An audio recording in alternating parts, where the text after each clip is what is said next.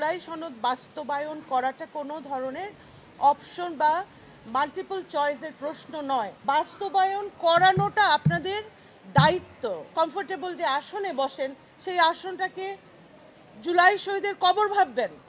আমরা সংসদের চোখ রাখছি এবং সেখানে জুলাই সনদ বাস্তবায়ন এবং এই গণভোটের রায়ের ভিত্তিতে সেটা এভাবে হবে না সেভাবে হবে, কিভাবে হবে, আদৌ হবে কি না, এই নানা ধরনের একটা জটিলতা এবং ঝাপসা ধোঁয়াশা একটা পরিস্থিতির ভিতর দিয়ে যাচ্ছি।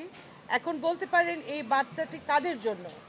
যেহেতু সরকারি দলের প্রতি সবসময় বার্তা থাকে, কিন্তু আমাদের অবস্থানটা একটু ভিন্ন।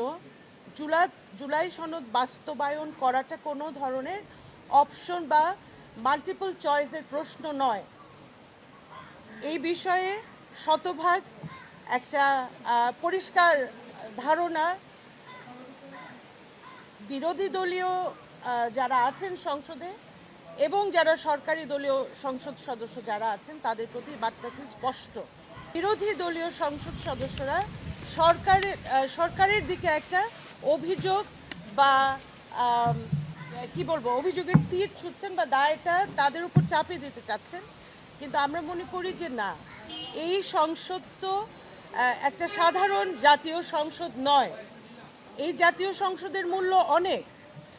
যারা এখন আছেন, আমি ক্ষমতায় বলবো না, যারা সংসদে আছেন, উভয় বিরোধী এবং সরকারি দলীয় সদস্যদের বলতে চাই যে আপনারা যদি ভুলে গিয়ে থাকেন যে এই জাতীয় সংসদের মূল্যটা কত, তাহলে আপনাদেরকে মনে করিয়ে দিতে চাই আপনারা যেই নরম কমফোর্টেবল যে আসনে বসেন সেই আসনটাকে জুলাই শহীদের কবর ভাববেন, অথবা গুম খুন ক্রসফায়ারে যাদেরকে হত্যা করা হয়েছে তাদের কবর ভাববেন।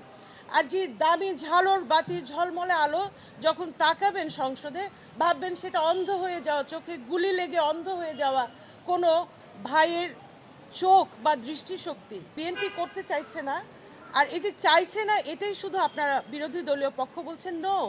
আপনাদের দায়িত্ব হচ্ছে এটা করিয়ে ছাড়া, বাস্তবায়ন করানোটা আপনাদের দায়িত্ব। সেই দায়িত্বটা আপনাদেরকে পালন করতে হবে। মসজিদের সামনে এসে স্লোগান দেওয়ার সময় তো এখন না। তাহলে যদি আপনারা মসজিদের সামনে স্লোগান দেওয়ার, আমি এনসিপি এবং জামাতের ভাই বোনদেরকে বলছি, যদি সেটাই আপনাদের কাজ হয় তাহলে আপনাদেরকে আমরা ভোট দিয়ে কেন সংসদে পাঠালাম? বিএনপির জন্য তো মানে জুলাই সনদ বাস্তবায়ন না হলে ওনারাও নিশ্চয়ই জানেন যে ওনাদেরও তো টেকসই হবে না থাকাটা।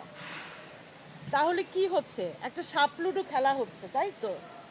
যেমন ঐক্যমত্য সংস্কার কমিশন কি করেছিল, আলী রিয়াজের কমিশন কি করেছিল, দিনের পর দিন ঘন্টার পর ঘন্টা একটা চক্র করেছে, হ্যাঁ, একটা খেলাধুলা করেছে। তো সেই খেলাধুলাটার থেকে মুক্তি পাওয়ার জন্যই আমরা অনেক কিছু বলেছি যে না, নির্বাচনটা হয়ে যাক। সরকারি এবং বিরোধী দলের সংসদ সদস্যদের ভেতরে জুলাই সনদ বাস্তবায়নের প্রশ্নে কোনোভাবে আলাদা করছি না।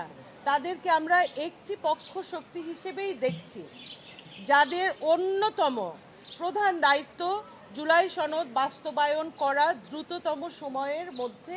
কোনো ধরনের কালক্ষেপণ, অজুহাত, দায় চাপানো, সেগুলো আমরা সহ্য করব না। আর আপনাদের দায়িত্বটা যদি ঠিকঠাক পালন না করেন, যদি দায় চাপান, তাহলে আমরা বুঝে নেব যে ওইখানে থাকার যোগ্যতা আপনাদের নেই। আর আরেকটা কথা বলি, কোনো রাজনৈতিক দলের ডাকে কিন্তু এই জুলাই গণ অভ্যুত্থানটি হয়নি, ভুলে যাবেন না। কাজে আপনারা ভাববেন না যে আপনাদের ডাকের অপেক্ষায় যারা রাজপথে নেমেছিল তারা আপনাদের ডাকের অপেক্ষায় থাকবে কোনো ধরনের কর্মসূচি বা